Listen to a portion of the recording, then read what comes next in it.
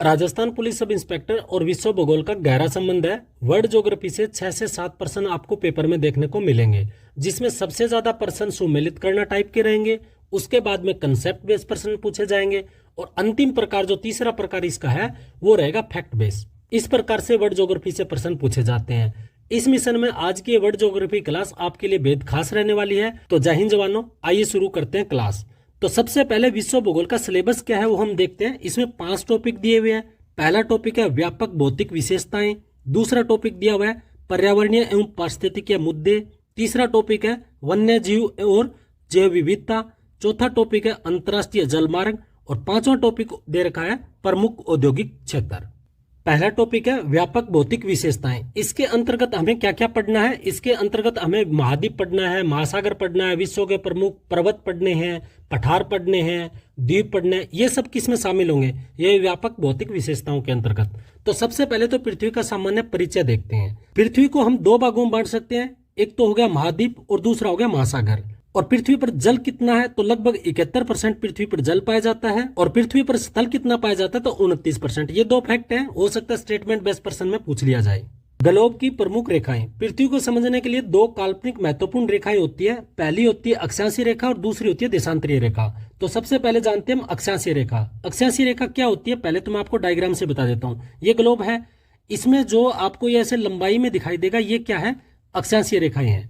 ये ग्लोब पर पश्चिम से पूर्व की ओर खींची गई काल्पनिक रेखा है, जिसे लेटी हुई रेखाएं भी कहते हैं। 0 डिग्री अक्षांश, जिसको भूमध्य रेखा भी कहते हैं, यह पृथ्वी के उत्तरी और दक्षिणी गोलार्ध में बांटती है।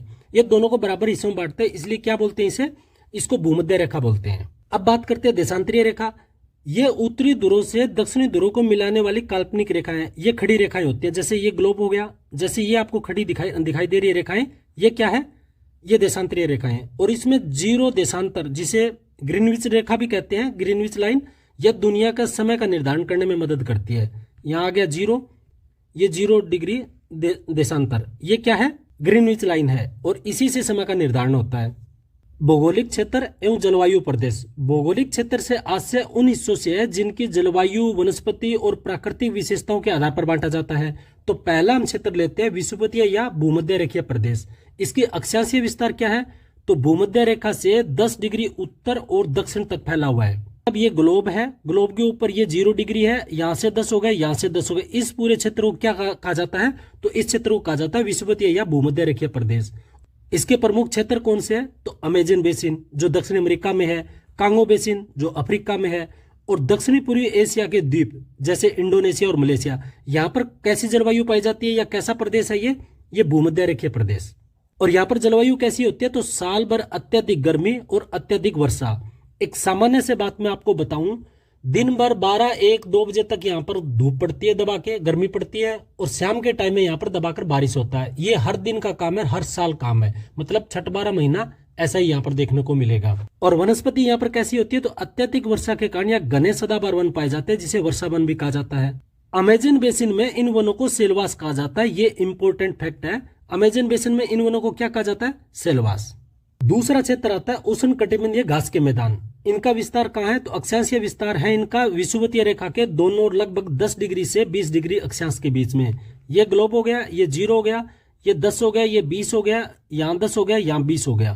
तो इस जगह पर ये क्या मिलते हैं? उष्ण कटिबंधीय घास के मैदान मिलते हैं। और इनके प्रमुख क्षेत्र कौन से है? तो सूडान अफ्रीका में है, जहाँ सवाना कहा जाता है इसे। वेनेजुला वहां पर लानोस कहा जाता है। ब्राजील जहां पर कंपोज कहा जाता है। किनको कहा जाता है? उष्ण कटिबंधीय घास के मैदानों को। और यह वनस्पति कैसी होती है? लंबी और मोटी घास पाई जाती है। अगला भौगोलिक क्षेत्र है मरुस्थलीय प्रदेश। और मरुस्थलीय प्रदेश किसको कहा जाता है? जहां वर्षा 25 सेंटीमीटर से कम हो। तो प्रमुख मरुस्थल कौन कौन से है? पहले जानते हैं गर्म मरुस्थल कौन कौन से हैं। सहारा हो गया जो अफ्रीका में है, थार भारत पाकिस्तान के बीच में पाया जाता है, कालाहारी अफ्रीका में है। शीत मरुस्थल गोबी एशिया में है, पेटागोनिया दक्षिण अमेरिका में है, और अंटार्कटिका हो गया। और यहाँ पर वनस्पति कैसी पाई जाती है? तो कंटीली झाड़ियां जैसे कैक्टस हो गया। अगला भौगोलिक क्षेत्र है शीतोष्ण कटिबंधीय घास के मैदान। यहाँ जलवायु कैसी पाई जाती है? तो यहाँ महाद्वीपीय प्रकार की जलवायु पाई जाती है। किस प्रकार की? महाद्वीपीय प्रकार की। ये दुनिया के सबसे महत्वपूर्ण कृषि क्षेत्र हैं, जो गेहूं उत्पादन के लिए भी फेमस है। कौन? शीतोष्ण कटिबंधीय घास के मैदान। और प्रमुख विश्व में घास के मैदान कौन कौन से हैं? नंबर 1 प्रेरी, ये कहां पर है? उत्तरी अमेरिका में। उत्तरी अमेरिका किन किन देशों में? यूएसए में, कनाडा में। पंपास, ये दक्षिण अमेरिका में पाया जाता है। कहां? अर्जेंटीना और उरुग्वे में। वेल्ड, दक्षिण अफ्रीका में। डाउन्स, ऑस्ट्रेलिया में। पुस्ताज, हंगरी, यूरोप में। और कैंटरबरी, न्यूजीलैंड में। अगला भौगोलिक क्षेत्र है भूमध्य सागरीय प्रदेश। इनका विस्तार कहाँ है? तो महाद्वीपों के पश्चिमी तटों पर 30 डिग्री से 45 डिग्री अक्षांशों के बीच में पाया जाता है। इनकी जलवायु कैसी है? गर्म एवं शुष्क गर्मियां रहती है और सर्दियों में वर्षा होती है। यहाँ की मुख्य विशेषता क्या है कि गर्मियों में तो ये शुष्क मिलेंगे आपको और सर्दियों में यहाँ पर वर्षा होती है। कहाँ पर? भूमध्य सागरीय प्रदेश में। और क्षेत्र कौन कौन से है भूमध्य सागरीय प्रदेश के? तो भूमध्य सागर के आसपास वाले देश जैसे इटली हो गया, स्पेन हो गया, ग्रीस हो गया। कैलिफोर्निया भी ये इसी में शामिल होता है, यूएसए के। और मध्य चिली। इस क्षेत्र में वनस्पति कौन सी पाई जाती है? तो यह क्षेत्र रसीले खट्टे फलों के लिए जाना जाता है, जैसे नींबू, अंगूर, संतरा। इन क्षेत्रों में जैतून की भी खेती विश्व प्रसिद्ध है। अगला क्षेत्र है टेगा प्रदेश। टेगा प्रदेश का अक्षांशीय विस्तार कितना है? उत्तरी गोलार्ध में 55 डिग्री से 70 डिग्री अक्षांशों के मध्य। और प्रमुख क्षेत्र कौन कौन से है इसमें? उत्तरी अमेरिका का अलास्का हो गया, कनाडा हो गया। यूरोप का नॉर्वे, स्वीडन, फिनलैंड हो गया। और रूस में भी। यहाँ पर वनस्पति किस प्रकार की पाई जाती है? तो यहाँ शंकुधारी वन पाए जाते हैं, जैसे चीड़ हो गया, देवदार हो गया। और यह क्षेत्र लकड़ी उद्योग के लिए फेमस है। अगला भौगोलिक क्षेत्र है टुंड्रा प्रदेश। इसका अक्षांशीय विस्तार कितना है? तो 65 डिग्री से 90 डिग्री उत्तरी अक्षांश यानी ध्रुवीय क्षेत्र में पाया जाता है। और प्रमुख क्षेत्र कौन कौन से शामिल है इसमें? उत्तरी कनाडा की तटीय पट्टी इसमें शामिल होती है। ग्रीनलैंड हो गया, यूरेशिया का उत्तरी भाग हो गया। और जलवायु यहाँ पर कैसी पाई जाती है? तो अत्यंत ठंडी, तापमान की लगभग यहाँ पर कमी रहती है। और वनस्पति यहाँ पर किस प्रकार की होती है? तो वनस्पति लगभग अभाव रहता है, केवल लाइकेन और काई ही देखने को मिलते हैं। आइए अब पढ़ते हैं महाद्वीप। सबसे पहले तो इसका परिचय जानते हैं। पृथ्वी पर कुल 7 महाद्वीप है। क्षेत्रफल के अनुसार इनका क्रम कैसे है? तो सबसे बड़ा एशिया है, उसके बाद अफ्रीका, फिर उत्तरी अमेरिका, फिर दक्षिण अमेरिका, अंटार्कटिका, यूरोप और ऑस्ट्रेलिया। तो आपको जानना कि सबसे बड़ा महाद्वीप कौन सा है? एशिया। कम से कम आपको 3 का क्रम याद रखना है। एशिया, अफ्रीका, उत्तरी अमेरिका और दक्षिणी। याद रखना उत्तरी पहली है, दक्षिणी बाद में है। और सबसे छोटा कौन सा महाद्वीप है? तो ऑस्ट्रेलिया। पृथ्वी पर स्थल केवल 29.2% है। कुल अगर किलोमीटर के हिसाब से देखोगे तो 14.88 करोड़ वर्ग किलोमीटर, जिस पर 7 महाद्वीप है, यानी 7 महाद्वीप है। अफ्रीका दुनिया का एकमात्र महाद्वीप है जो चारों गोलार्धों में फैला हुआ है। अफ्रीका क्या है? अफ्रीका चारों गोलार्धों में फैला हुआ है। पृथ्वी का अधिकांश भूभाग उत्तरी गोलार्ध में स्थित है, जिस पर लगभग 90% लोग रहते हैं। ऑस्ट्रेलिया दुनिया का एकमात्र ऐसा महाद्वीप है जो एक देश भी है, यानी ये महाद्वीप भी है और देश भी है। तो ये कुछ महत्वपूर्ण फैक्ट थे महाद्वीप से संबंधित। अब एक एक करके पढ़ेंगे। सबसे पहले देखते हैं एशिया, जो सबसे बड़ा भी है क्षेत्रफल की दृष्टि से भी और जनसंख्या की तरफ से भी। तो सामान्य परिचय इसका जानते हैं। स्थिति एशिया कहाँ पर है? तो आर्कटिक महासागर, यूराल पर्वत, कैस्पियन सागर, काला सागर, प्रशांत महासागर और हिंद महासागर से घिरा हुआ है, यानी इन सब के बीच में क्या है? एशिया। और मुख्यतः यह किस में है? उत्तरी गोलार्ध में। क्षेत्रफल कितना है एशिया का? 4.45 करोड़ वर्ग किलोमीटर। और यह कुल भूमि का कितना है? 29.8। एशिया है वो टोटल महाद्वीपों का 29.8% क्षेत्रफल कवर करता है। क्षेत्रफल और जनसंख्या के दोनों दृष्टि से ये सबसे बड़ा महाद्वीप है। कौन? एशिया। पर्वत और पठार। एशिया की सर्वोच्च चोटी एवरेस्ट जो हिमालय पर्वत पर है, ये कहाँ पर है? एशिया में। तिब्बत का पठार विश्व का सबसे ऊंचा पठार कहाँ है? एशिया में। नदियां कौन कौन सी है एशिया की? तो यांग तसी क्यांग नदी एशिया की सबसे लंबी नदी है और ये कहाँ पर है? ये चीन में स्थित है। मरुस्थल कौन कौन से एशिया में? तो थार जो भारत और पाकिस्तान में है, गोबी चीन और मंगोलिया के बीच में है, तकलामाकन ये कहाँ पर है? चीन में। रूब अल खाली मरुस्थल, तो ये सब के सब मरुस्थल कहाँ है? ये एशिया में स्थित है। अब देखते हैं एशिया के झील। कैस्पियन सागर यूरोप और एशिया में स्थित है, जो विश्व की सबसे बड़ी खारी पानी की झील है। मर्द सागर इजराइल और जॉर्डन के बॉर्डर पर है। बेकाल झील यह रूस की है और सबसे गहरी झील है। कौन सी? बेकाल। उसके बाद देखते हैं देश कौन कौन से शामिल है इसमें। किसमें? एशिया में। एशिया का सबसे बड़ा देश है वो है रूस और सबसे छोटा देश है वो है मालदीव। दक्षिणी एशिया के देश कौन कौन से हैं जो हमें जानना बहुत जरूरी है। उसमें भारत शामिल है, पाकिस्तान है, बांग्लादेश है, नेपाल है, भूटान है, श्रीलंका, मालदीव, अफगानिस्तान। ये सब के सब क्या है? ये साउथ एशियन कंट्री है। आइए अब दूसरा सबसे बड़ा महाद्वीप देखते हैं, अफ्रीका। अफ्रीका दुनिया का एकमात्र महाद्वीप है जो चारों गोलार्धों में फैला हुआ है। यह विश्व का सबसे बड़ा प्राचीनतम भूखंड है। कौन? अफ्रीका महाद्वीप। यह पृथ्वी के क्षेत्रफल का लगभग 20% भाग पर है, जिस पर संसार की 17% जनसंख्या रहती है। भूमध्य रेखा, कर्क रेखा, मकर रेखा तीनों अफ्रीका महाद्वीप से गुजरती है। कौन कौन सी?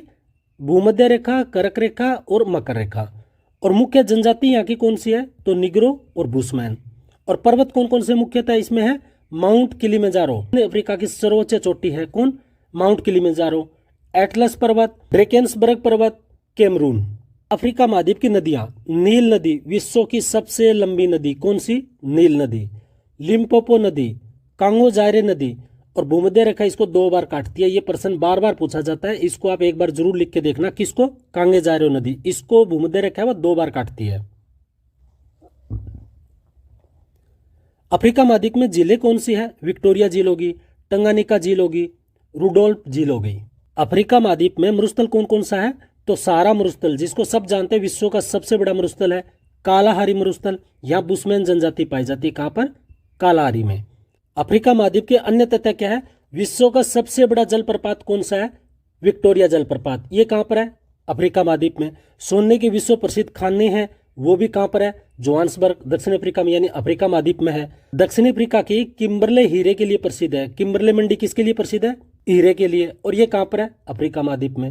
अब विश्व का तीसरा सबसे बड़ा महाद्वीप उत्तरी महाद्वीप के बारे में जानते हैं। एशिया और अफ्रीका के बाद तीसरा बड़ा महाद्वीप है, ये बात हमने बता दी। बेरिंग जल संधि इसे एशिया से अलग करती है। कौन सी? बेरिंग जल संधि किसको किसको अलग करती है? एशिया को उत्तरी अमेरिका से। पर्वत कौन कौन से है? अल्पेशियन पर्वतमाला, सर्वोच्च चोटी इसकी कौन सी है? Mount Michel. रॉकी पर्वत श्रृंखला, सर्वोच्च चोटी इसकी कौन सी है? Mount Albert. कास्केड रेंज, इसकी सर्वोच्च चोटी कौन सी है? Mount Rainier. ओसीरा नेवादा, ये कहां पर है? यूएसए में। उत्तरी अमेरिका के मुख्य पर्वत है। और पठार कौन कौन से उत्तरी अमेरिका में? कोलोराडो पठार काफी फेमस है। कहां पर है? यूएसए में। कोलंबिया का पठार यूएसए में, आप जानते ही हैं। मेक्सिको का पठार मेक्सिको में है। और पिडमोंट का पठार कहां है? यूएसए में। तो सामान्यतः लगभग मान के चल सकते हो कि यूएसए में सबसे ज्यादा पठार है। नदियां कौन कौन सी है उत्तरी अमेरिका में? मिसिसिपी नदी यूएसए, ये पक्षी के पंजे जैसी आकृति का डेल्टा बनाती है। सबसे फेमस है मिसिसिपी नदी। कैसा डेल्टा बनाती है? पक्षी के पंजे के आकार का। यूकोन नदी कनाडा में है। मैकेंजी नदी कनाडा में है। कोलंबिया नदी कनाडा और यूएसए में है। कोलोराडो नदी यूएसए में है। और हडसन नदी कहाँ है? यूएसए में। अब जानते हैं उत्तरी अमेरिका की झीलें। महान झीलें ये कनाडा और यूएसए में है। और इनमें 5 झीलें शामिल है। कौन कौन सी? Superior, Huron, Michigan, eri, Ontario. और ये क्रम से है, इसको आप इसी क्रम में याद रखो।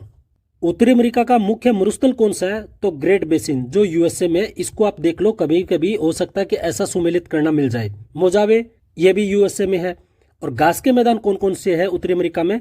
तो प्रेरी मैदान यूएसए और कनाडा के बीच में, यह शीतोष्ण कटिबंधीय घास का मैदान है। प्रेरी मैदान कहां पर है? यूएसए और कनाडा में। और कौन किस प्रकार का? ये शीतोष्ण कटिबंधीय घास का मैदान। दक्षिणी अमेरिका महाद्वीप, दक्षिण अमेरिका, मेक्सिको, वेस्ट इंडीज और मध्य अमेरिका को संयुक्त रूप से लैटिन अमेरिका कहते हैं। किसको कहते हैं लैटिन अमेरिका? दक्षिण अमेरिका, मेक्सिको, वेस्ट इंडीज और मध्य अमेरिका को संयुक्त रूप से क्या कहा जाता है? तो लैटिन अमेरिका।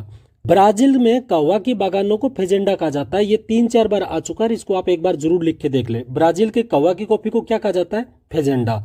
और पर्वत कौन कौन से है दक्षिण अमेरिका में? तो एंडीज पर्वत, विश्व की सबसे लंबी पर्वत श्रृंखला है। कौन? एंडीज पर्वत। और कहां पर है? दक्षिण अमेरिका में। पठार कौन कौन से यहाँ पर? पेटागोनिया का पठार अर्जेंटीना में है। बोलिविया का पठार बोलिविया में है। गुयाना का पठार गुयाना में है। ब्राजील का पठार ब्राजील में। ये सब पठार कहाँ के हैं? तो दक्षिण अमेरिका के। और यहाँ नदियां कौन कौन सी है? अमेजन नदी, यह अपवा क्षेत्र की दृष्टि से विश्व की सबसे बड़ी नदी है। ओरिनोको नदी वेनेजुला में है। कोलोराडो नदी, पराना नदी, ये ब्राजील में है। मरुस्थल कौन कौन से यहाँ पर? तो पेटागोनिका अर्जेंटीना में, आटाकामा चिली और पेरू में। और घास के मैदान कौन कौन से यहाँ पर? लानोस वेनेजुला में, कंपोस ब्राजील में, पंपास अर्जेंटीना में। तीनों के तीनों महत्वपूर्ण है दक्षिण अमेरिका के। ये तीनों घास के मैदान जरूर याद रखना। लानोस कहाँ है? वेनेजुला में। कंपोस कहाँ है? ब्राजील में। और पंपास कहाँ है? अर्जेंटीना में। अंटार्कटिका महाद्वीप, इसे श्वेत महाद्वीप भी कहा जाता है। क्यों कहा जाता है? क्योंकि ये बर्फीला है, यहाँ पर बर्फ ढकी रहती है हर समय। यह पृथ्वी के दक्षिणी ध्रुव पर स्थित है और चारों ओर से दक्षिणी महासागर से घिरा हुआ है। अंटार्कटिका महाद्वीप की खोज किसने की? तो जेम्स कुक ने। और विशेषता क्या है इसकी? यह महाद्वीप शोध के लिए जाना जाता है और यहाँ पर भारत का भी शोध केंद्र है जिसे दक्षिणी गंगोत्री, मैत्री और भारती का नाम दिया गया है। पेंगुइन नामक की चिड़िया इसी महाद्वीप पर पाई जाती है। तो पेंगुइन कहाँ पाई जाती है? अंटार्कटिका महाद्वीप में। ग्लेशियर, यहाँ सबसे बड़ा ग्लेशियर लैम्बर्ट ग्लेशियर है। ग्रीनविच रेखा और अंतर्राष्ट्रीय तिथि रेखा दोनों कहाँ से गुजरती है? तो अंटार्कटिक महाद्वीप से। यूरोप महाद्वीप, इसे प्रायद्वीपों का महाद्वीप भी कहा जाता है क्योंकि यूरोप में अनेक प्रायद्वीप हैं। और फिनलैंड को 1000 जिलों की भूमि भी कहा जाता है क्योंकि फिनलैंड में जिले बहुत है। बाल्टिक देश कौन कौन से? एक महत्वपूर्ण है कि बाल्टिक देश में कौन कौन शामिल है? तो लातविया, लिथुआनिया और एस्टोनिया, ये तीनों देश किस में शामिल होते हैं? बाल्टिक देश में। यूरोप में मुख्य मुख्य पर्वत कौन से? आल्प्स पर्वत है जिसकी सर्वोच्च चोटी माउंट ब्लैक है। पिरेनीज पर्वत है, इसकी सर्वोच्च चोटी है पिको डी अनिटो। जालोन पर्वत है स्वीडन में। काकेकस पर्वत की सर्वोच्च चोटी अल्ब्रूस। यूराल है वो रूस में है। ब्लैक फॉरेस्ट कहाँ है? जर्मनी में। हॉर्ज पर्वत जर्मनी में है। और बाल्कन पर्वत, वासजेस, ये सब के सब पर्वत कहाँ के हैं? तो यूरोप के। यूरोप का एक महत्वपूर्ण पठार है जिसे बोलते हैं मेसेटा पठार। ये कहाँ पर है? स्पेन में। मेसेटा पठार कहाँ पर है? स्पेन में। और नदियाँ कौन कौन सी है यूरोप की? डेन्यूब नदी कहाँ की है? जर्मनी की। राइन नदी स्विट्जरलैंड। पो नदी, इसे इटली की गंगा भी कहा जाता है तो यानी इटली में है। यूराल नदी रूस में है। डेन्यूब नदी यूरोप के सर्वाधिक देशों से गुजरने वाली नदी है। टेम्स नदी, लंदन शहर है वो इसी के तट पर बसा हुआ है। किसके? टेम्स नदी के। और एक है वोल्गा नदी, ये कहाँ पर है?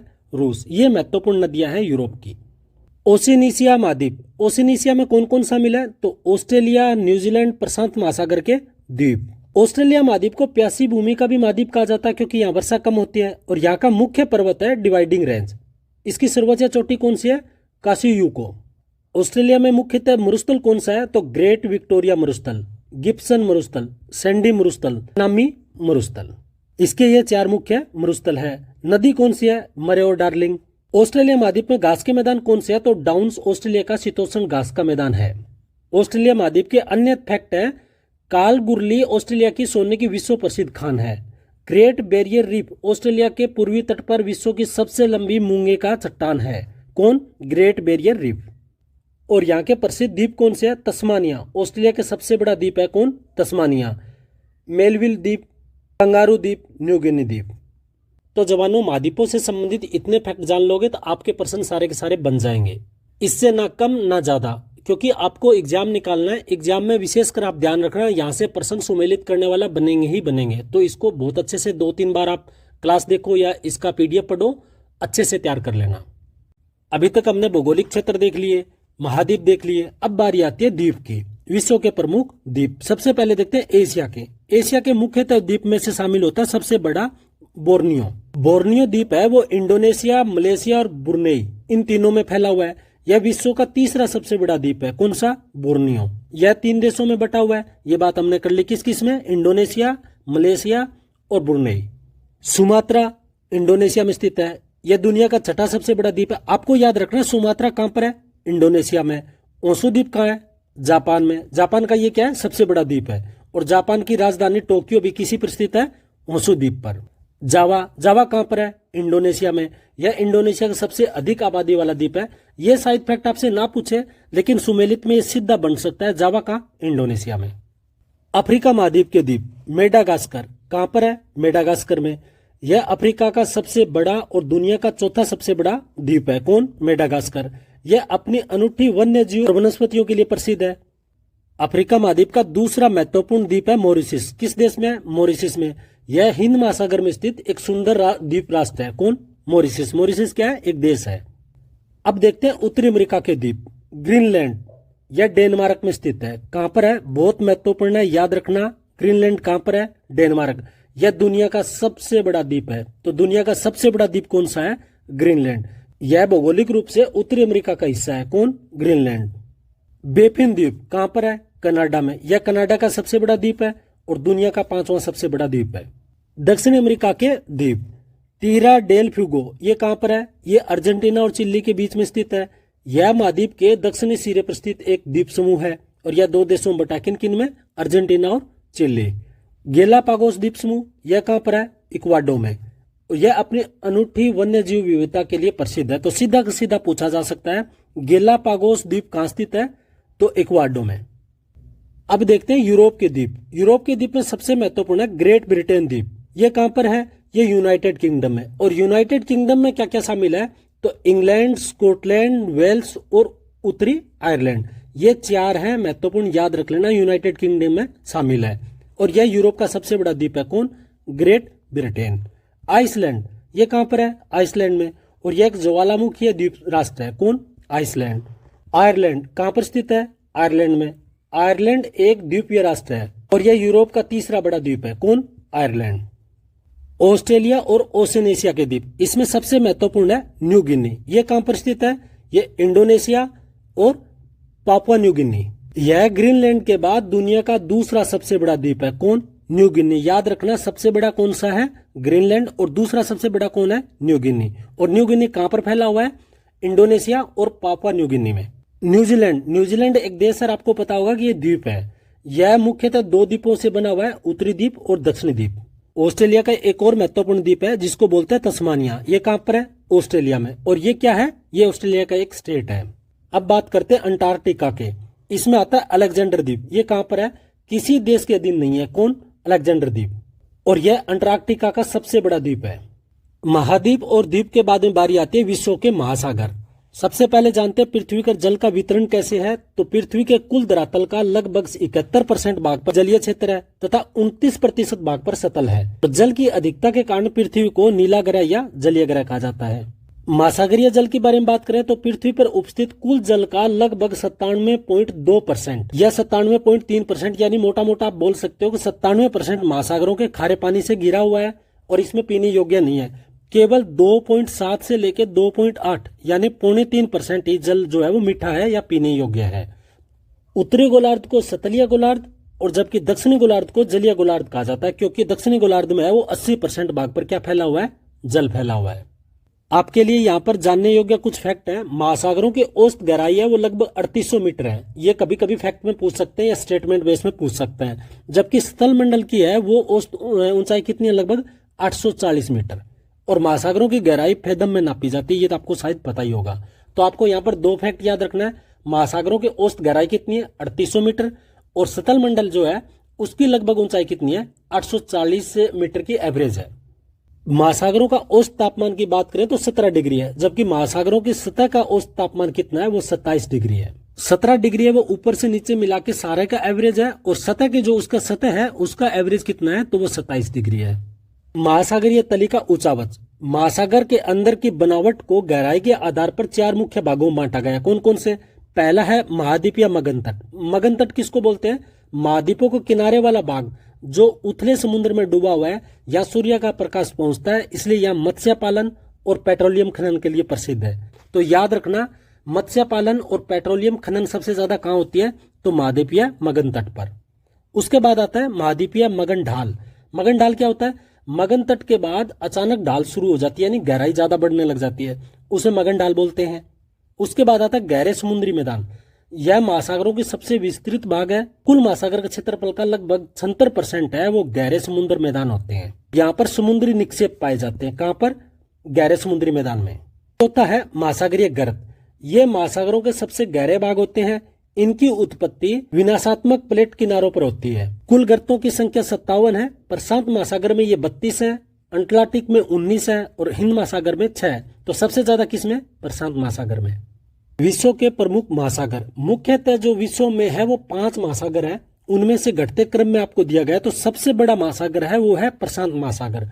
तो सबसे पहले देखते हैं प्रशांत महासागर को।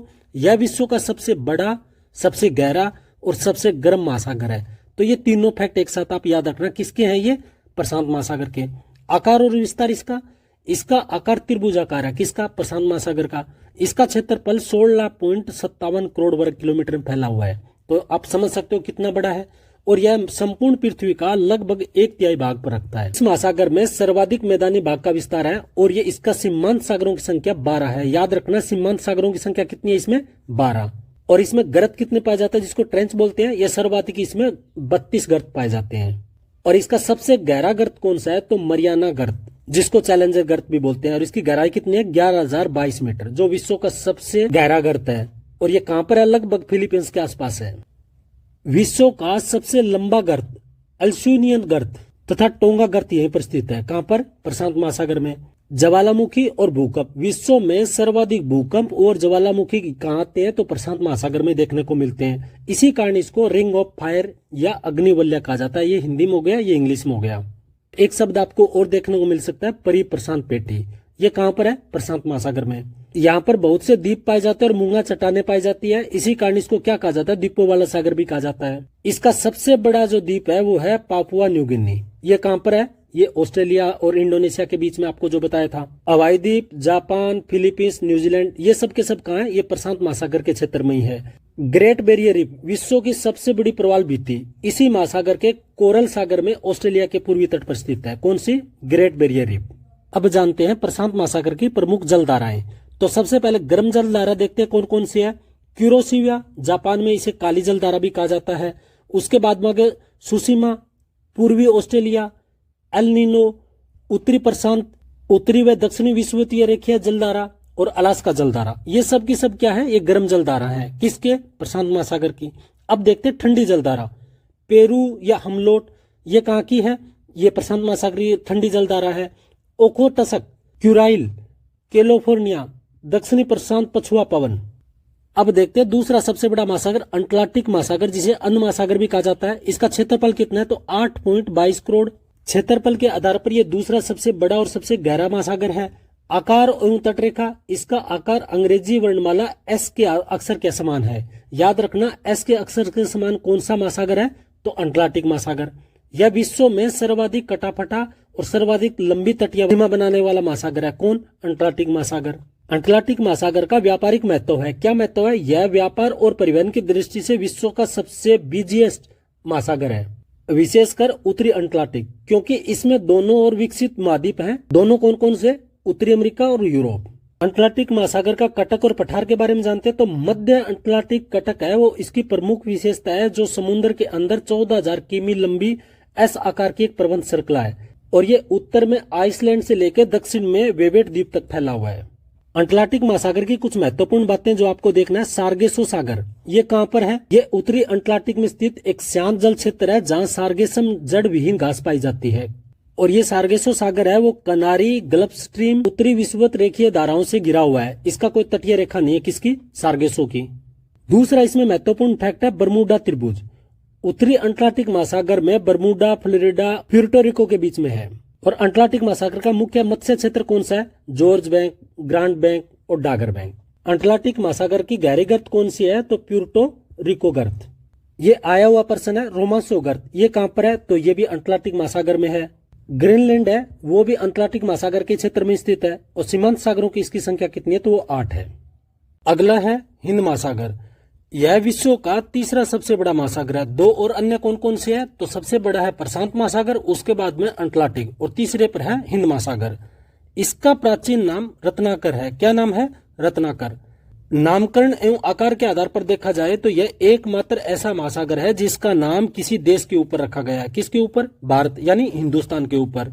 एशिया द्वारा उत्तर में अवरुद्ध होने के कारण इसे अर्ध महासागर भी कहते हैं और इसका आकार अंग्रेजी के एम या वी अक्षर जैसा है। और गर्त और द्वीप कौन कौन से इसमें? तो इसका सबसे गहरा गर्त है सुंडा गर्त, जिसको जावा गर्त भी बोलते हैं। यह कितना गहरा है? तो 7725 मीटर, जो इंडोनेशिया के पास है। इसका सबसे बड़ा द्वीप है वो मेडागास्कर है। क्या है? मेडागास्कर। इसके सीमांत सागर या खाड़ियां कितनी है? तो संख्या है इसकी 4। और अन्य कौन कौन से हैं? अरब सागर हो गया, बंगाल की खाड़ी होगी, मन्नार की खाड़ी होगी, ओमान की खाड़ी होगी, मोजाम्बिक चैनल हो गया, लाल सागर, फारस की खाड़ी, अदन की खाड़ी, अबाका की खाड़ी और अंडमान सागर। ये सब के सब है वो हिंद महासागर के सागर या खाड़ियां हैं। हिंद महासागर मानसून पर कैसा प्रभाव डालता है? तो इसकी जल धाराओं पर एक मानसूनी हवाओं का स्पष्ट प्रभाव होता है, जिससे ऋतुओं के अनुसार जल धाराओं की दिशा बदलती है। नेक्स्ट है दक्षिणी महासागर, जिसे अंटार्कटिक महासागर भी बोलते हैं। यह विश्व का चौथा सबसे बड़ा महासागर है।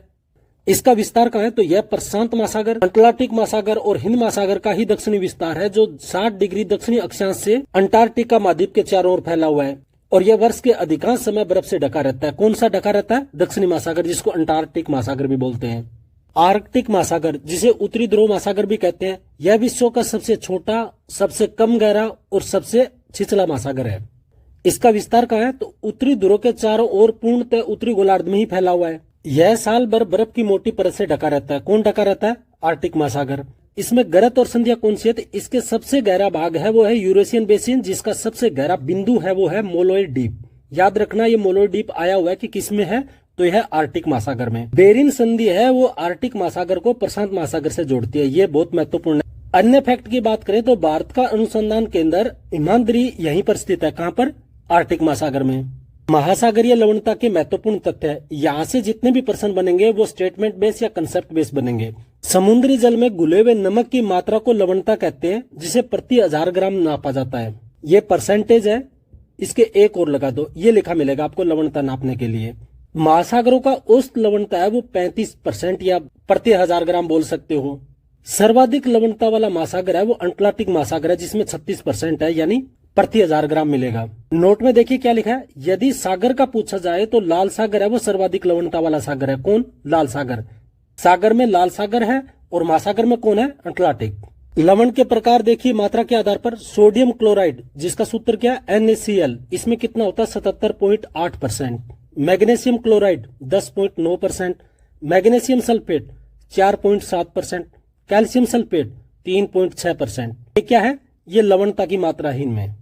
झीलों में सर्वाधिक लवणता देखना हमें घटते क्रम में। सबसे ज्यादा किसमें है? वोन झील जो तुर्की में, इसमें 330% या 330 प्रति 1000 ग्राम के हिसाब से है, जो विश्व में सर्वाधिक है। मर्द सागर 238, यह इजराइल और जॉर्डन के मध्य है। और तीसरा है ग्रेट सॉल्ट लेक, यूएसए में 220% या 220 ग्राम प्रति 1000। विश्व के प्रमुख पर्वत। पर्वत वैसे तो महाद्वीपों में पढ़ लिया था, लेकिन पर्वत है वो बहुत महत्वपूर्ण टॉपिक है, इसको हम एक अलग टॉपिक के रूप में पढ़ेंगे। सबसे पहले हम लेते हैं कि एशिया में कौन कौन से पर्वत है। तो नंबर 1 पर आता है हिमालय। इसका विस्तार कहां कहां पर है? भारत, नेपाल, भूटान, चीन, पाकिस्तान। इसकी सर्वोच्च चोटी माउंट एवरेस्ट। हिमालय की विशेषता क्या है? तो माउंट एवरेस्ट दुनिया की सबसे ऊंची चोटी है, ये इसकी विशेष बात है। जो नेपाल में है, जिसे वहां पर क्या कहा जाता है? सागरमाथा। एवरेस्ट को वहां पर क्या कहा जाता है? सागरमाथा। और यह किस प्रकार का है? तो यह पर्वत नवीन वल्लित पर्वत श्रृंखला है। कौन? हिमालय। दूसरा पर्वत है काराकोरम श्रृंखला। इसका विस्तार कहाँ है? भारत और चीन के बीच में। इसकी सर्वोच्च चोटी कौन सी है? K2, जिसको गॉडविन ऑस्टिन बोलते हैं। इसकी ऊंचाई कितनी है? 8611 मीटर। यह विश्व की दूसरी सबसे ऊंची चोटी है। यह गिलगित बाल्टिस्तान यानी पीओके में स्थित है। कौन? K2।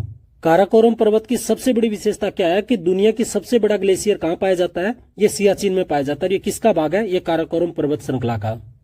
अन्य पर्वत कौन कौन से है? तो यूराल पर्वत हो गया जो रूस में है, और यह एशिया और यूरोप को अलग करता है। अरावली का विस्तार कहाँ? भारत में है, और इसकी सर्वोच्च चोटी कौन सी है? गुरु शिखर।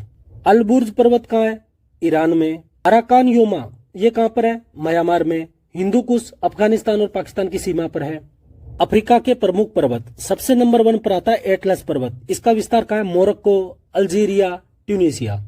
और इसकी सर्वोच्च चोटी कौन सी है? माउंट टुबकल। ऐसे प्रश्न आपको सीधे सुमेलित करने में देखने को मिलेगा कि एटलस पर्वत का जो सर्वोच्च चोटी है वो कौन सी है? तो माउंट टुबकल। माउंट किलिमंजारो कहाँ पर है? तंजानिया। तंजानिया कहाँ है? अफ्रीका में। इसकी विशेषता क्या है? यह अफ्रीका महाद्वीप की सर्वोच्च चोटी है। कौन? Mount Kilimanjaro. यह भूमध्य रेखा के पास होने के बावजूद भी अपनी बर्फ से ढकी चोटी के लिए प्रसिद्ध है। कौन? Mount Kilimanjaro. यूरोप के पर्वत। नंबर 1 पर आता है अल्पस। इसका विस्तार कहाँ है? France, Italy, Switzerland, Australia, Germany. इसकी सर्वोच्च चोटी कौन सी है? तो माउंट ब्लैंक। काकेकस पर्वत। इसका विस्तार कहाँ है? कैस्पियन सागर और काला सागर के मध्य फैला हुआ है। इसकी सर्वोच्च चोटी माउंट अल्ब्रस। यह यूरोप की सर्वोच्च चोटी है। कौन सी? माउंट अल्ब्रस। और विशेषता क्या है काकेकस पर्वत का? यह यूरोप और एशिया की मध्य सीमा का निर्धारण करता है। कौन? काकेकस पर्वत।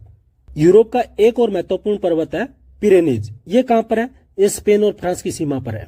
अब बात करते हैं उत्तरी अमेरिका के पर्वत। अल्पेशियन पर्वतमाला मोस्ट इंपोर्टेंट है। इसका विस्तार कहाँ है? तो यूएसए में। विशेषता क्या है? विश्व की दूसरी प्राचीनतम पर्वतमाला है। कौन? अल्पेशियन। और इसकी सर्वोच्च चोटी कौन सी है? Mount Michel. रॉकी पर्वत श्रृंखला। विस्तार कनाडा यूएसए में। सर्वोच्च चोटी माउंट अल्बर्ट। उसकी माउंट अल्ब्रुस था, ये माउंट अल्बर्ट है। और विशेषता विश्व की दूसरी सबसे लंबी पर्वत श्रृंखला। कौन? रॉकी पर्वत श्रृंखला। अलास्का पर्वत श्रेणी। विस्तार कहाँ है? यूएसए में। सर्वोच्च चोटी माउंट मैकिनले। अब इसको देनाली भी कहा जाता है। किसको? मैकिनले को। उत्तरी अमेरिका की अन्य श्रेणियों की बात करें तो ब्रुक श्रेणी उत्तरी अलास्का में है। अलास्का कहाँ है? यूएसए में। कास्केड श्रेणी कहाँ है? यूएसए और कनाडा में। मैकेंजी श्रेणी कनाडा में। सिएरा नेवादा यूएसए में।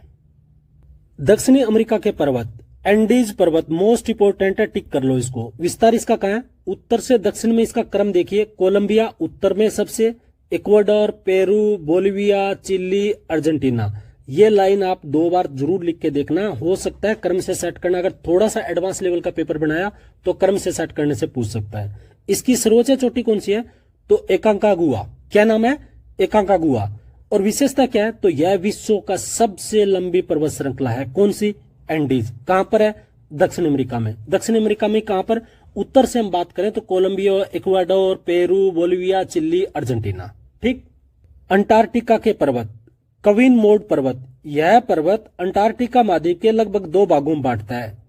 अंटार्कटिका को 2 भागों में कौन बांटता है? तो कविन मोड पर्वत। ओसेनेशिया या ऑस्ट्रेलिया के पर्वत, सबसे पहले आता है ग्रेट डिवाइडिंग रेंज। इसका विस्तार कहां है? पूर्वी ऑस्ट्रेलिया में। आप बस इतना याद रख लो, ग्रेट डिवाइडिंग रेंज कहां पर है? तो वो है ऑस्ट्रेलिया में। इसकी सर्वोच्च चोटी कौन सी है? तो कोस्युस्को। क्या नाम है? कोस्युस्को। दक्षिणी अल्प्स कहां पर? न्यूजीलैंड में। न्यूजीलैंड का है? ऑस्ट्रेलिया महाद्वीप के अंदर ही है। इसकी सर्वोच्च चोटी कौन सी है? Mount cook. ये कई बार पूछ गया, दक्षिणी अल्प्स की सर्वोच्च चोटी कौन सी है? Mount cook. और अन्य में अगर बात करें तो मैकडोनाल्ड कहां पर है? ऑस्ट्रेलिया में। एम्बर्सले रेंज कहां पर है? पश्चिमी ऑस्ट्रेलिया, मतलब ऑस्ट्रेलिया में। आप इतना याद रखो कि ये सब के सब कहां के हैं? ऑस्ट्रेलिया के पर्वत है। विश्व के प्रमुख पठार, सबसे पहले देखेंगे एशिया में कौन कौन से प्रमुख पठार हैं। तो नंबर 1 पर आता है तिब्बत का पठार। कहां पर है ये मध्य एशिया में। और मुख्यतः बात करें तो चीन में। इसकी विशेषता क्या है? तो यह दुनिया का सबसे ऊंचा और सबसे बड़ा पठार है। कौन सा? तिब्बत का पठार। दूसरे नंबर पर आता है पामीर का पठार। ये कहां फैला हुआ है? ताजिकिस्तान, अफगानिस्तान, चीन, 3 देशों में। विशेषता क्या इसकी? इसे विश्व की गांठ भी कहा जाता है। विश्व की गांठ किसे कहा जाता है? पामीर के पठार को। क्यों? क्योंकि यहाँ कई पर्वत श्रृंखलाएं हैं वो आकर आपस में मिलती है। अब आपको यह भी पता चल गया ना कि विश्व की गांठ क्यों कहा जाता है पामीर के पठार को? क्योंकि कई पर्वत श्रृंखलाएं आती है और वहां आके मिलती है। पामीर के पठार को विश्व की छत भी कहा जाता है। महत्वपूर्ण है, भी 2-3 फैक्ट है इसके, अच्छे से याद करना। दक्कन का पठार जो भारत में है, कहां पर है ये? भारत में। विशेषता क्या इसकी? यह दक्षिणी भारत में स्थित एक विशाल ज्वालामुखी पठार है। तो याद रखना, दक्कन का पठार है वो ज्वालामुखी पठार है। अनातोलिया का पठार कहां पर है? तुर्की में। विशेषता क्या है? यह तुर्की के अधिकांश भूभाग को कवर करता है। कौन? यानी आप मान सकते हो कि तुर्की किस पर बसा हुआ है? अनातोलिया के पठार पर। उत्तरी अमेरिका के पठार, कोलोराडो पठार कहां पर है? यूएसए में। विशेषता क्या है? विश्व प्रसिद्ध ग्रैंड कैनियन इसी पठार का हिस्सा है। याद रखना, ग्रैंड कैनियन किसका हिस्सा है? कोलोराडो पठार का। और कोलोराडो पठार कहां है? यूएसए में। यूएसए कहां है? उत्तरी अमेरिका में। दूसरा आता है कोलंबिया का पठार। कहां पर है? यह भी यूएसए में। इसकी क्या विशेषता है? तो यह एक विशाल ज्वालामुखी पठार है जो लावे के प्रवाह से बना है। उसके बाद आता है मैक्सिकन पठार। यह कहां पर है? मैक्सिको में। विशेषता क्या है? जैसे चांदी जैसे महत्वपूर्ण खनिज है वो कहां पाए जाते हैं? मैक्सिकन पठार में। दक्षिणी अमेरिका के पठार, नंबर 1 पर आता है अल्टीप्लानो पठार। ये कहां पर है? बोलिविया, पेरू, चिली, अर्जेंटीना में फैला हुआ है। इसकी विशेषता क्या है? तो यह तिब्बत के पठार के बाद दुनिया का सबसे ऊंचा दूसरा पठार है। पहले नंबर पर सबसे ऊंचा कौन सा है? तिब्बत का पठार। दूसरे नंबर पर कौन सा है? अल्टीप्लानो पठार। ये कहां पर है? बोलिविया, पेरू, चिली, अर्जेंटीना में फैला हुआ है। ये सब के सब कंट्री कहां की है? दक्षिण अमेरिका की। उसके बाद आता है पैटागोनियन पठार। ये कहां पर है? अर्जेंटीना, चिली में। इसकी विशेषता क्या है? तो यह एक ठंडा, शुष्क और हवादार मरुस्थलीय पठार है। यह प्रश्न इसमें ऐसे पूछा जा सकता है कि मरुस्थलीय पठार कौन सा है? तो पैटागोनियन। और कहां पर है? अर्जेंटीना और चिली में। दक्षिणी अमेरिका का एक पठार और है ब्राजीलियन पठार। ये कहां पर है? ब्राजील में। इसकी क्या विशेषता है? यह जैव विविधता के लिए जाना जाता है। जैव विविधता के लिए कौन सा पठार जाना जाता है? ब्राजीलियन। अब बात करते हैं अफ्रीका के पठार। इथियोपियाई पठार। ये कहां पर है? इथियोपिया में। विशेषता क्या है? अफ्रीका का छत कहा जाता है इसको। याद रखना, अफ्रीका का छत किस पठार को कहा जाता है? इथियोपियाई पठार को। कटंगा का पठार कहां पर है? कांगो में है। विशेषता क्या है? यह तांबा और कोबाल्ट जैसी बहुमूल्य जो खनिज है वो कहां पर मिलते हैं? कटंगा के पठार में। अब अन्य कुछ महत्वपूर्ण पठार देखते हैं। किम्बरली पठार कहां पर है? ऑस्ट्रेलिया में। यह किसके लिए जाना जाता है? यह अपने भीड़ परिदृश्य और लोह एसिड के भंडारों के लिए जाना जाता है। आपको बस इतना याद रखना है, किम्बरली पठार कहां है? वो है ऑस्ट्रेलिया में। अंटार्कटिक पठार, जैसे नाम से पता कि अंटार्कटिक में ही है और यह पृथ्वी का सबसे ठंडा पठार है। व्यापक भौतिक विशेषता में अगला भाग है विश्व की प्रमुख नदियां। सबसे पहले देखते हैं एशिया की। एशिया में सबसे महत्वपूर्ण नदी है यांगटी सिक्यांग। यह कहां की है? यह चीन की है। और इसकी विशेषता क्या है? तो यह एशिया की सबसे लंबी नदी है। किसकी? एशिया की सबसे लंबी। और विश्व की ये तीसरी सबसे लंबी नदी है। उसके बाद आता है नंबर होंग हो नदी। ये कहाँ की है?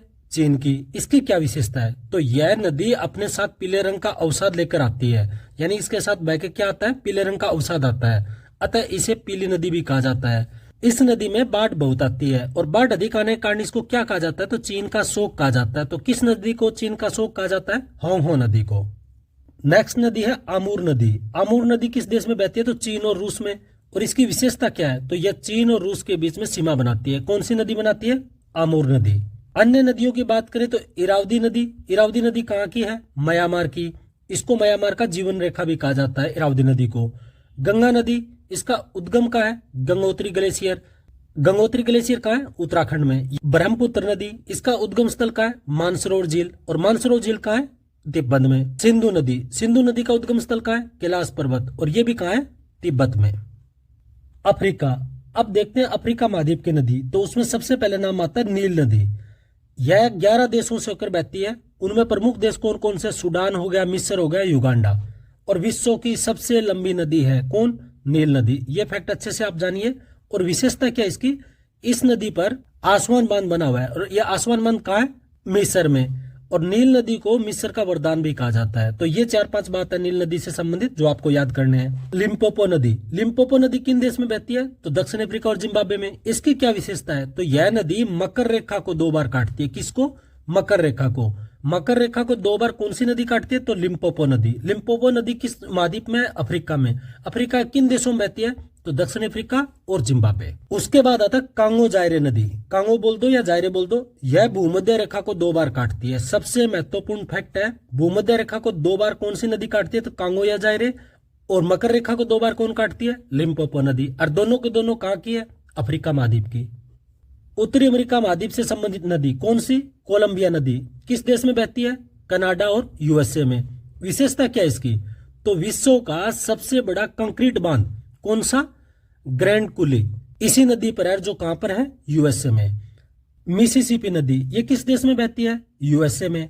इसकी विशेषता क्या है? तो यह नदी पक्षी के पंजे जैसी आकृति का डेल्टा बनाती है। कोलोराडो नदी, ये कहां पर है? यूएसए में। इसकी क्या विशेषता है? तो इस नदी का कैनियन विश्व में सबसे बड़ा है, जिसका नाम क्या है? Grand canyon. तो ग्रैंड कैनियन किस नदी पर है?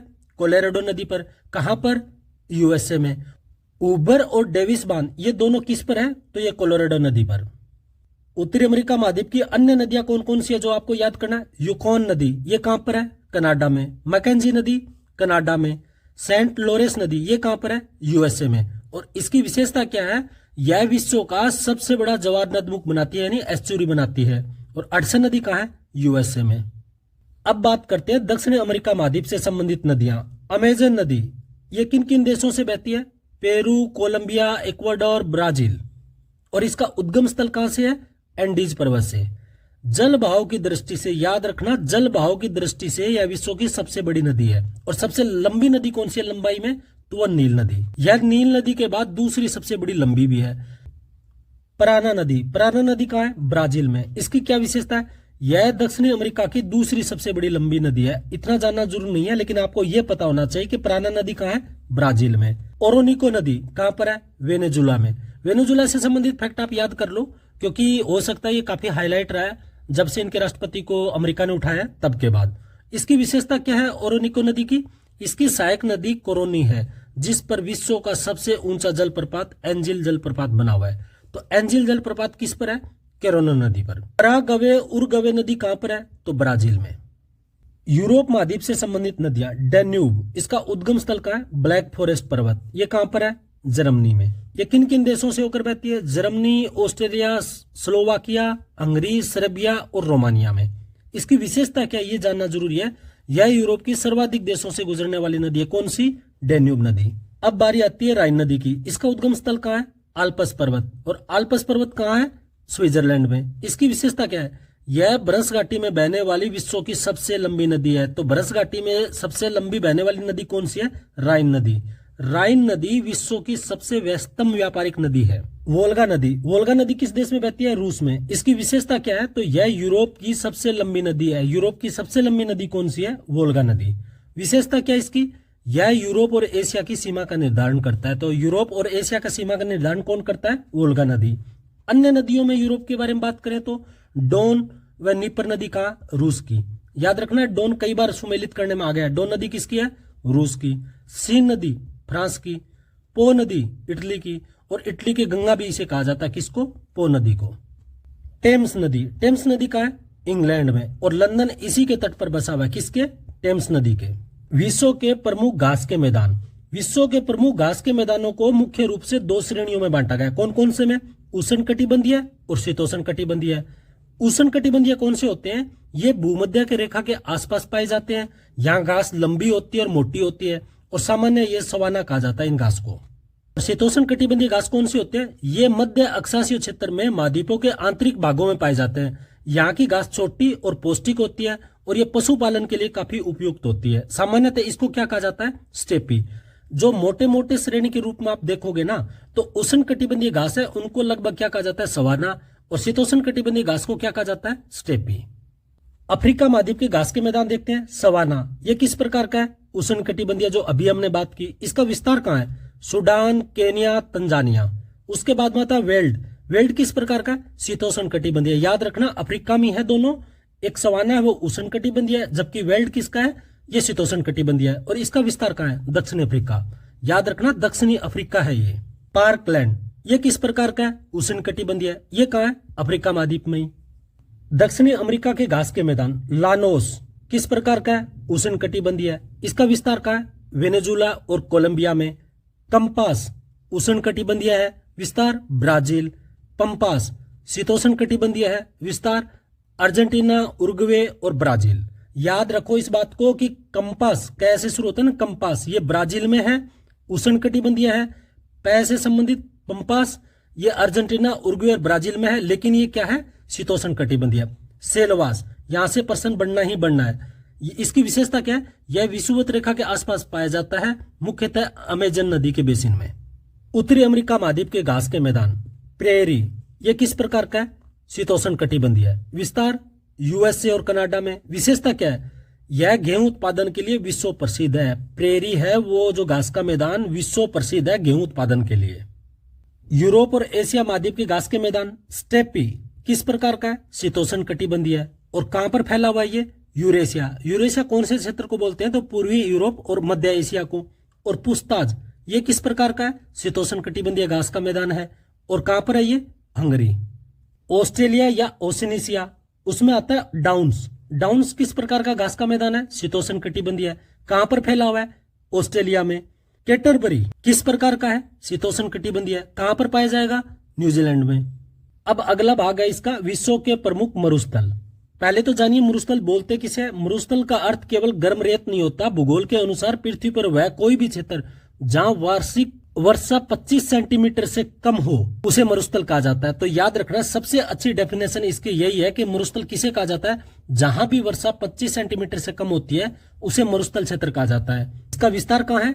तो विश्व के कुल स्थलीय भाग का लगभग 1/3 1/3 हिस्से पर मरुस्थल का विस्तार है। मरुस्थल तापमान के आधार पर दो प्रकार के होते हैं, एक गर्म मरुस्थल जैसे सारा थार, और दूसरा ठंडे मरुस्थल जैसे अंटार्कटिका और गोबी। विश्व के सबसे बड़े मरुस्थल वास्तव में ठंडे ध्रुवीय मरुस्थल है, जो कहां पर पाए जाते हैं? अंटार्कटिका और आर्कटिक में।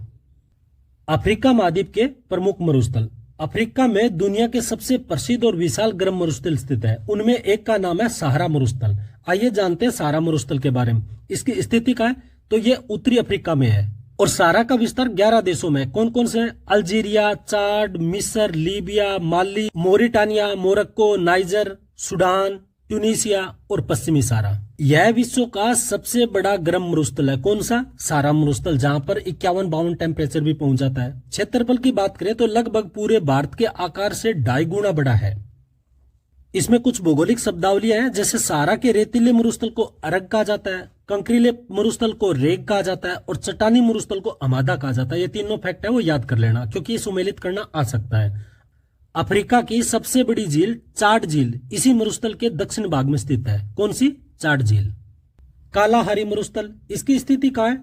अफ्रीका महाद्वीप के दक्षिण में, मुख्यतः किन देशों में? बोत्सवाना, नामीबिया और दक्षिण अफ्रीका में। इसका एक महत्वपूर्ण फैक्ट है कि यह एक अर्ध शुष्क रेतीला सवाना क्षेत्र है। कौन सा? कालाहारी मरुस्थल। और विशेषता क्या इसकी? यहाँ की विश्व प्रसिद्ध आदिवासी जनजाति बुशमैन यहीं पर पाई जाती है, कालाहारी मरुस्थल में। इसके अलावा विश्व का सबसे बड़ा पक्षी शुतुरमुर्ग बहुतायत मात्रा में यहीं पर मिलता है, यानी बहुत अधिक मात्रा में यहीं दिखने को मिलेगा। नामीब मरुस्थल कहाँ पर है? नामीबिया में, अफ्रीका के पश्चिमी तट पर पड़ता है। यह एक तटीय मरुस्थल है। कौन सा? नामीब। इसके निर्माण का मुख्य कारण अटलांटिक महासागर में बहने वाली ठंडी बेंगुला जलधारा है। इसका कारण क्या हुआ कि ठंडी जलधाराएं वाष्पीकरण नहीं होने देती, जिसके कारण क्या होता है कि बारिश नहीं होती। एशिया महाद्वीप के प्रमुख मरुस्थल। एशिया में गर्म और ठंडे दोनों प्रकार के मरुस्थल पाए जाते हैं। पहले करते हैं बात गोबी मरुस्थल की। इसकी स्थिति कहाँ है? चीन और मंगोलिया की सीमा पर। फैक्ट, यह एशिया का सबसे बड़ा मरुस्थल है और एक ठंडा मरुस्थल है। कौन सा? गोबी मरुस्थल। और दूसरी विशेषता क्या है कि यहाँ 2 कुबड़ वाले ऊंट पाए जाते हैं। राजस्थान में क्या है कि सिंगल कुबड़ वाला होता है, लेकिन गोबी मरुस्थल में 2 कुबड़ वाले ऊंट पाए जाते हैं। रूब अल खाली और अल नफूद ये कहां पर है? सऊदी अरब में। रूब अली खली का अर्थ क्या है? खाली स्थान। यह विश्व का सबसे बड़ा निरंतर रेतीला मरुस्थल है। इसका आशय यह है कि यहाँ पर गैप नहीं है, लगातार मरुस्थल है और यहाँ केवल रेत के विशाल टीले पाए जाते हैं। कहां पर? रूब अली खली में। तकला मकान या तकला माकन बोल दो, कहां पर है? चीन में। यह एक ठंडा मरुस्थल है और इसके उत्तर में तियान शान पर्वत है और दक्षिण में कौन सा है? कुनलुन पर्वत है। दस्त ए कबीर ये कहां पर है? ईरान में। दस्त ए कबीर को ग्रेट सोल्ट डेजर्ट भी कहा जाता है क्योंकि यहाँ पर क्या है? लवणीय मृदा है। दस्त ए लूत पृथ्वी का सबसे गर्म स्थानों में से एक माना जाता है क्योंकि यह जमीन का तापमान अत्यधिक उच्च दर्ज किया गया है। काराकुम और किजिलकुम इनकी स्थिति कहाँ है? काराकुम मरुस्थल है वो तुर्कमेनिस्तान में है, जबकि किलिजकुम कहां पर है? उज्बेकिस्तान और कजाकिस्तान में।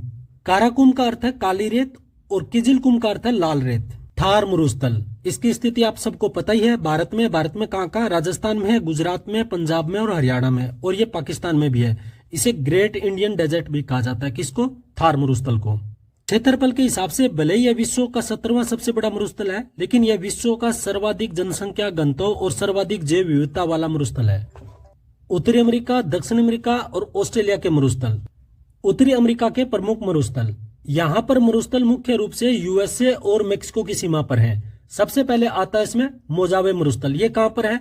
ये यूएसए के कैलिफोर्निया में स्थित है। यह एक गर्म मरुस्थल है। इस मरुस्थल में प्रसिद्ध डेथ वैली है। कौन सी? डेथ वैली या मृत घाटी बोल दो, जो उत्तरी अमेरिका का सबसे गर्म, सबसे शुष्क और सबसे निम्नतम बिंदु है, सबसे गहरी जगह है। सोनोरन मरुस्थल ये कहां पर है? यूएसए और मेक्सिको में। और फैक्ट इसका जानिए, यह उत्तरी अमेरिका का सबसे गर्म मरुस्थल है। किसका? उत्तरी अमेरिका का। यह अपने विशालकाय सगुआरो कैक्टस के लिए प्रसिद्ध है। चिहु आहू आन मरुस्थल। चिहु आहू आन मरुस्थल कहाँ है? मेक्सिको और यूएसए के मध्य।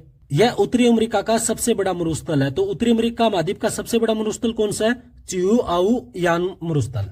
ग्रेट बेसिन मरुस्थल कहां पर है? यूएसए में। उत्तरी अमेरिका का सबसे ठंडा मरुस्थल है। सबसे ठंडा कौन सा है? ग्रेट बेसिन मरुस्थल। यह रॉकी पर्वत और सीरा नेवादा के बीच में स्थित है। अब देखते हैं दक्षिण अमेरिका के प्रमुख मरुस्थल। आटाकामा मरुस्थल ये कहां पर है? ये उत्तरी चिली और दक्षिणी पेरू के बीच में है। कहां पर? उत्तरी चिली और दक्षिणी पेरू। यह दूरीय क्षेत्र के बाहर विश्व का सबसे शुष्क मरुस्थल है। कौन सा? आटाकामा। कई दशकों से यहाँ पर एक बारिश की बूंद तक नहीं गिरी। विशेषता क्या इसकी? यह मरुस्थल सोडियम नाइट्रेट, तांबा और अन्य खनिजों के विशाल भंडार के लिए प्रसिद्ध है। यहाँ का अरिका शहर विश्व का सबसे शुष्क स्थान माना जाता है। किसको? अरिका शहर। पेटागोनिया मरुस्थल ये कहां पर स्थित है? अर्जेंटीना और चिली के मध्य है। यह अमेरिका का सबसे बड़ा और ठंडा मरुस्थल है। कौन सा? पेटागोनिया मरुस्थल। इसका निर्माण का कारण क्या रहा? यह एंडीज पर्वतमाला की वृष्टि छाया में स्थित है, मतलब उनका आड़ आ जाती है बीच में, जिसके कारण प्रशांत महासागर से आने वाली नमी भरी हवाएं यहां तक नहीं पहुंच पाती। इस कारण ये सूखा रह गया। ऑस्ट्रेलिया के प्रमुख मरुस्थल। ऑस्ट्रेलिया महाद्वीप का अधिकांश पश्चिमी और मध्य भाग है वो मरुस्थलीय है, इसलिए इसे प्यासी भूमि का देश भी कहा जाता है। किसको? ऑस्ट्रेलिया को। ग्रेट विक्टोरिया मरुस्थल कहां पर है? ऑस्ट्रेलिया में। और ऑस्ट्रेलिया का सबसे बड़ा मरुस्थल है। कौन सा? ग्रेट विक्टोरिया मरुस्थल। ग्रेट सैंडी मरुस्थल यह दूसरा सबसे बड़ा मरुस्थल है ऑस्ट्रेलिया का। गिब्सन मरुस्थल यह ग्रैंड सैंडी और विक्टोरिया के मध्य में स्थित है। बस इसमें आप इतना जान लो, गिब्सन का है ऑस्ट्रेलिया में। सिम्पसन मरुस्थल यह अपनी लंबी समानांतर और लाल रंग की रेत के लिए प्रसिद्ध है। अब बात करते हैं यूरोप से संबंधित मरुस्थल। इसके बारे में एक फैक्ट जानिए। यूरोप दुनिया का एकमात्र महाद्वीप है जहां कोई बड़ा या सच्चा मरुस्थल नहीं पाया जाता। स्पेन के टेबरनास जैसे कुछ छोटे अर्धशोषक क्षेत्र है, लेकिन पूर्णतः इसको मरुस्थल का दर्जा नहीं दिया जा सकता। विश्व के सबसे बड़े मरुस्थल। अक्सर लोग मानते कि सारा मरुस्थल दुनिया का सबसे बड़ा मरुस्थल है, लेकिन तकनीकी रूप से ठंडे मरुस्थल सबसे बड़े मरुस्थल हैं। उसमें कौन सा? अंटार्कटिक मरुस्थल। यह क्षेत्रफल के आधार पर पृथ्वी का सबसे बड़ा मरुस्थल है, लेकिन ये क्या है? ठंडा मरुस्थल है। आर्कटिक मरुस्थल, यह पृथ्वी का दूसरा सबसे बड़ा मरुस्थल है जो उत्तरी ध्रुव पर स्थित है। सारा मरुस्थल पृथ्वी का तीसरा सबसे बड़ा है, लेकिन यह गर्म मरुस्थल है, इसलिए गर्म मरुस्थल में सबसे बड़ा कौन सा है? सारा। और वैसे कौन सा है? अंटार्कटिका। अब मरुस्थल से रिलेटेड कुछ ऐसे फैक्ट जानेंगे जो कंसेप्ट बेस या स्टेटमेंट बेस जैसे प्रश्न आते हैं ना, उनको बनाने में काम आएंगे। दुनिया के अधिकांश बड़े और गर्म मरुस्थल महाद्वीपों के पश्चिमी तटों पर 15 डिग्री से 30 डिग्री अक्षांशों के बीच पाए जाते हैं। और यहाँ पर क्यों पाए जाते हैं, इसके दो मुख्य कारण है। तो सबसे पहले आपको एक बात जाननी है कि अधिकांश जो गर्म मरुस्थल है वो महाद्वीपों के पश्चिमी तट पर 15 डिग्री से 30 डिग्री अक्षांशों के मध्य पाया जाता है। ये बात याद रह जाएगी। इनका सबसे बड़ा कारण है व्यापारिक पवने। इन अक्षांशों यानी 15 डिग्री से 30 डिग्री के मध्य के बीच हवाएं पूर्व से पश्चिम की ओर चलती है। किस तरफ चलती है? पूर्व से पश्चिम की ओर। जब तक ये हवाएं महाद्वीप के पश्चिमी तट तक पहुंचती है तब तक अपनी सारी नमी खो देती है और ये बिल्कुल शुष्क हो जाती है, जिसके कारण क्या होता है? वहां पर मरुस्थल अपने आप में निर्माण करता है। दूसरा फैक्ट है ठंडी महासागरीय जलधाराएं। महाद्वीपों के पश्चिमी तट पर ठंडी जलधाराएं बहती है, जैसे अटाकामा के पास पेरू अमलोट वाली बहती है, नामीब के पास में बेंगुला जलधारा बहती है, मोजावे के पास कैलिफोर्निया जलधारा बहती है। इन ठंडी जलधाराओं के कारण समुद्र का पानी है वो वाष्पीकृत नहीं हो पाता है और बादल नहीं बन पाते, ना बारिश होती है, और वहां क्या बन जाता है? मरुस्थल का निर्माण हो जाता है। तो ये जो आपको 2-3 बातें दिखाई दे रही है, अगर कोई कंसेप्चुअल बेस प्रश्न आया या स्टेटमेंट जैसे 1 सही है, 1 2 सही है, 1 2 3 सही है, तो यहां से एक प्रश्न बन सकता है। तो जवानों, पहला टॉपिक कंप्लीट हो गया। अब बात करते हैं दूसरे टॉपिक, पर्यावरणीय और पारिस्थितिक मुद्दे। सबसे पहले तो जानते हैं कि पर्यावरण बोलते किसे है। तो किसी जीवित जीव के चारों ओर पाए जाने वाले स्थान, वस्तुएं, प्रकृति और परिस्थितियों के संपूर्ण आवरण को क्या कहते हैं? पर्यावरण कहते हैं। और पर्यावरण मुख्य रूप से 2 घटकों से मिलकर बना होता है। कौन से? जैविक घटक और अजैविक घटक। जैविक घटक कौन से होते हैं? वे सभी जीवित जो जिसमें जान है वो सब क्या है? जैविक घटक, जैसे पेड़ पौधे, जीव जंतु, इंसान, सूक्ष्म जीव। और अजैविक कौन से हैं? सभी निर्जीव तत्व, जैसे जमीन हो गया, जल हो गया, वायु हो गया, प्रकाश हो गया, तापमान हो गया। और ये सब की सब बातें हैं वो पर्यावरण संरक्षण अधिनियम 1986 में लिखित है। इसका सामान्य से आशय है कि पर्यावरण संरक्षण अधिनियम 1986 में ये चीजें सब शामिल कर ली गई है, जिसमें जैविक घटक और अजैविक दोनों शामिल है। अब पर्यावरण जान लिया तो अब पारिस्थितिकी जानो कि पारिस्थितिकी किसे बोलते हैं। तो जीव जंतुओं और उनके भौतिक आवरण के बीच होने वाले आपसी संबंधों के वैज्ञानिक अध्ययन को पारिस्थितिकी कहते हैं। इंपॉर्टेंट है, याद रखोगे तब भी वो याद होगा। और पारिस्थितिकी तंत्र किसे बोलते हैं? तो यह प्रकृति की एक कार्यात्मक इकाई है। कौन? पारिस्थितिकी तंत्र, जहां जैविक और अजैविक घटक एक दूसरे के साथ क्रिया करके जीवन चक्र चलाते हैं।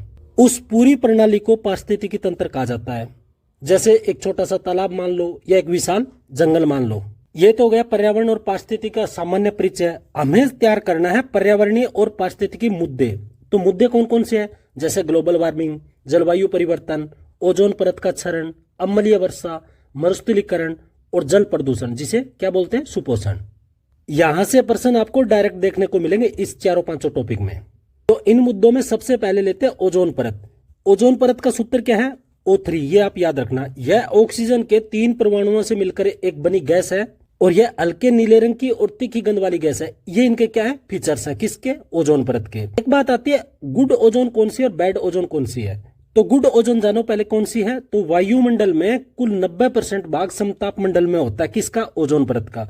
और ये किस मोटाई पर होता है? तो ऊपरी हिस्से में 15 किलोमीटर से लेकर 35 किलोमीटर की ऊंचाई पर पाया जाता है समताप मंडल में। इनका फायदा क्या है? इनको गुड ओजोन क्यों कहा जाता है?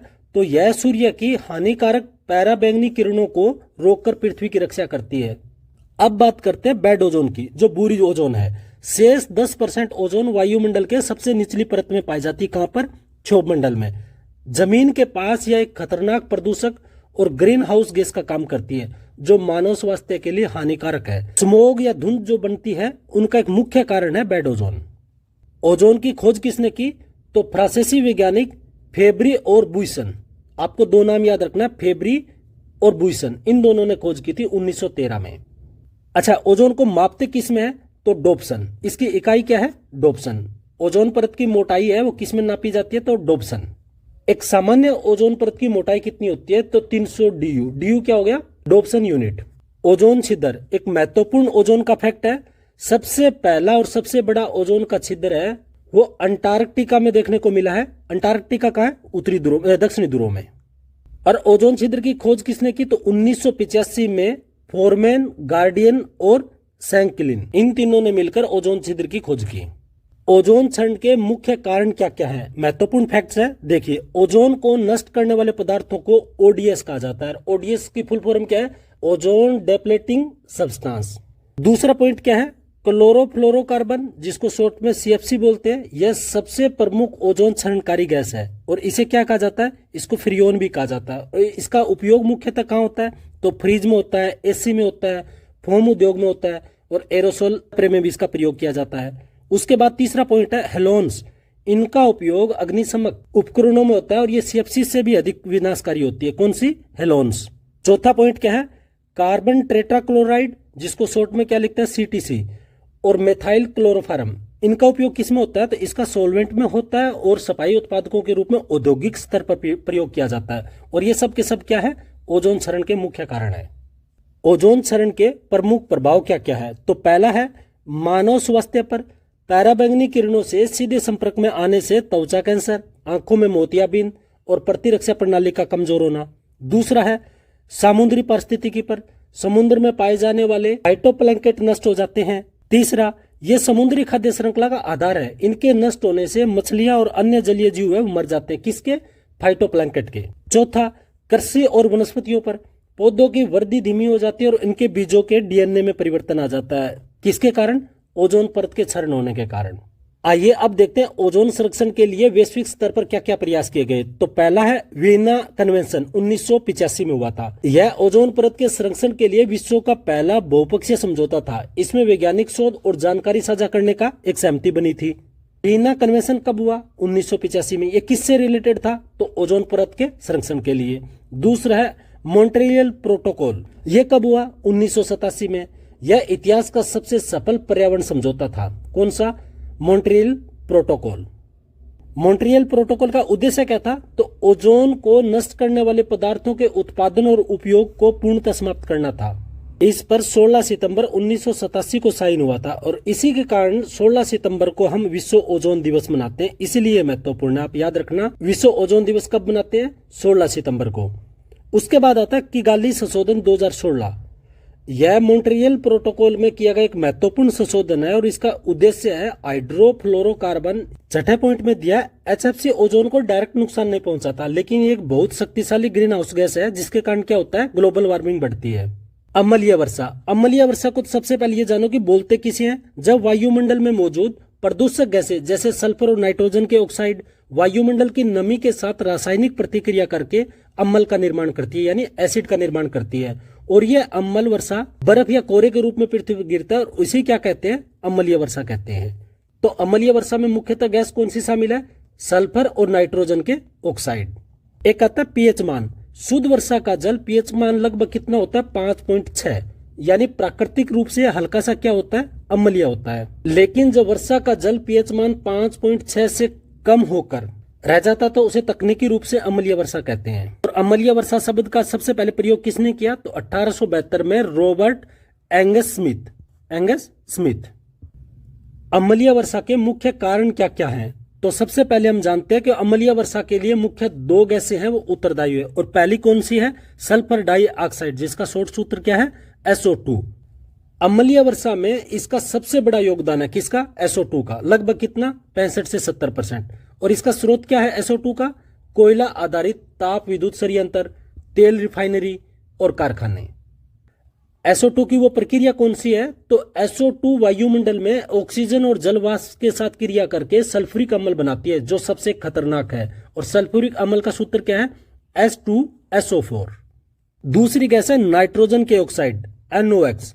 इसका अम्लीय वर्षा में लगभग 30% योगदान होता है। और इसका स्रोत क्या है? मोटर वाहनों का निकला हुआ धुआं, कृषि उर्वरक और आकाशीय बिजली चमकने से प्राकृतिक रूप से हमें मिलती है। इसकी प्रक्रिया क्या है? तो नाइट्रोजन के ऑक्साइड है वो जल के साथ मिलकर नाइट्रिक अम्ल बनाते हैं जिसका सूत्र क्या है?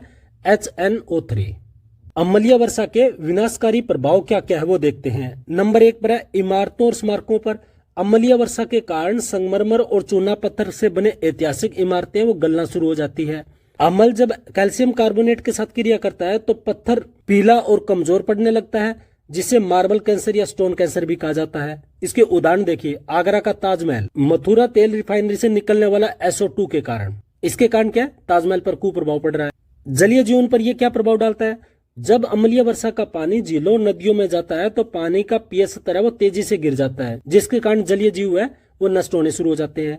अत्यधिक अम्लीय पानी में मछलियों के अंडे नष्ट हो जाते हैं और एल्यूमिनियम का स्तर बढ़ने के कारण मछलियों के गलफड़े है वो काम करने से रह जाते हैं, जिसके कारण उनकी मौत हो जाती है। और ये पर्यावरण विज्ञान में एसिड शोक के नाम से जाना जाता है। किसके, एसिड शोक।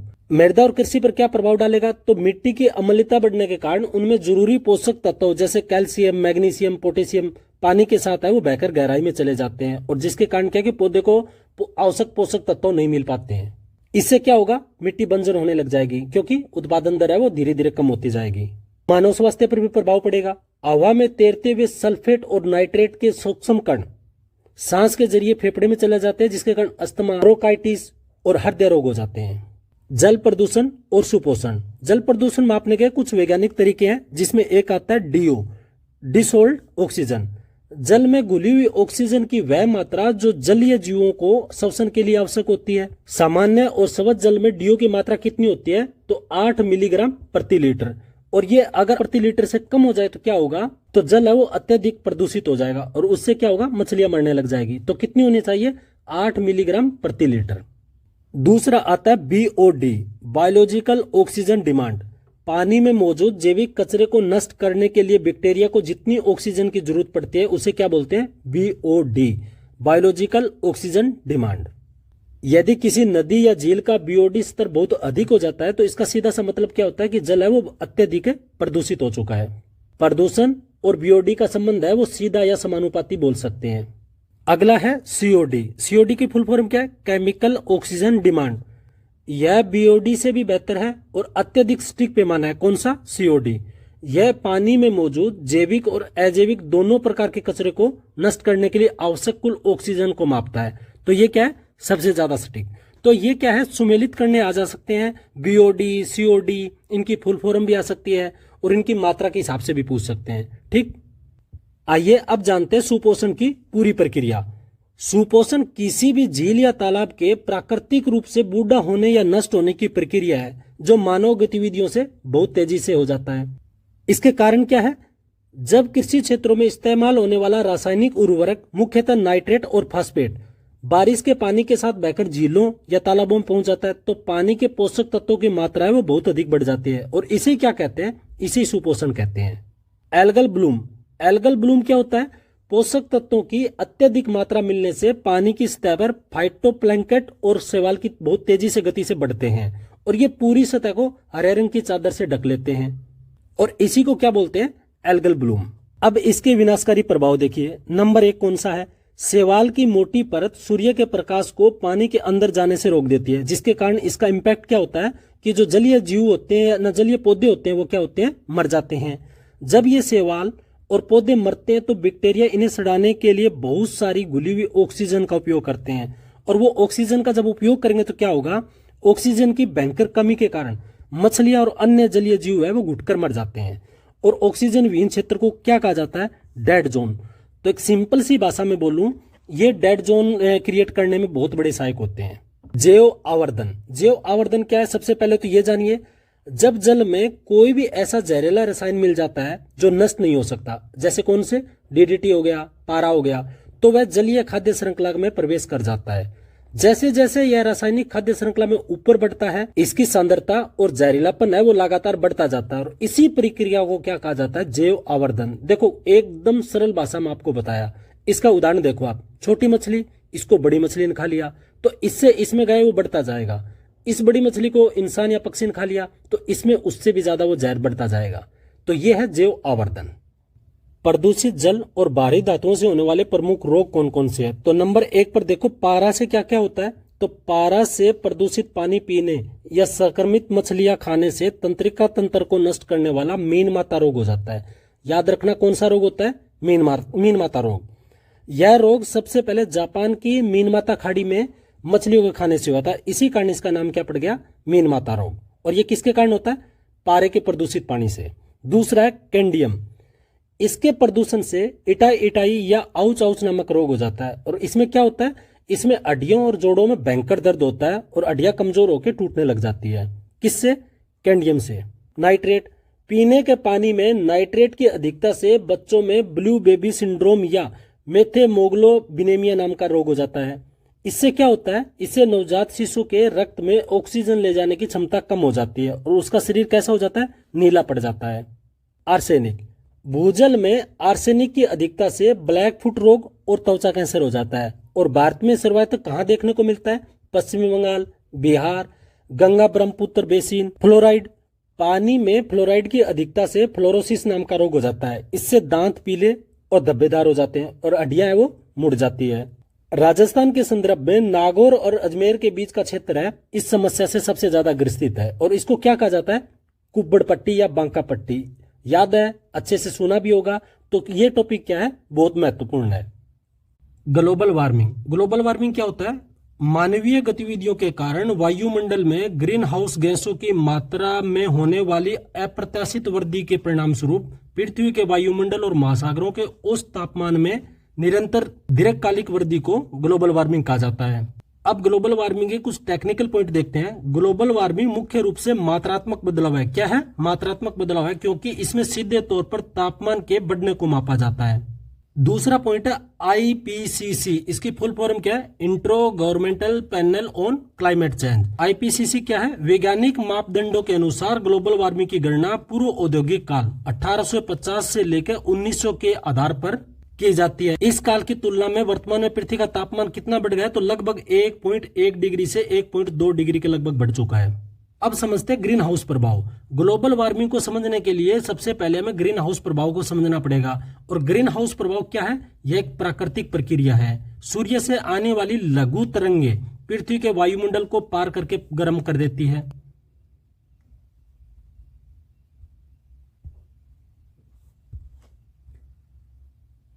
सूर्य से आने वाली लघु तरंगे पृथ्वी के वायुमंडल को पार करके सतह को गर्म करती है।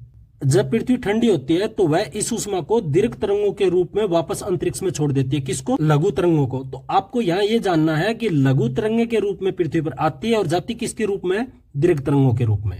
वायुमंडल में मौजूद कुछ गैसें इन दीर्घ तरंगों को बाहर जाने से रोकती है, जिससे पृथ्वी का तापमान लगभग 15 डिग्री के आसपास रहने योग्य बनाता है। कौन, ग्रीन हाउस प्रभाव।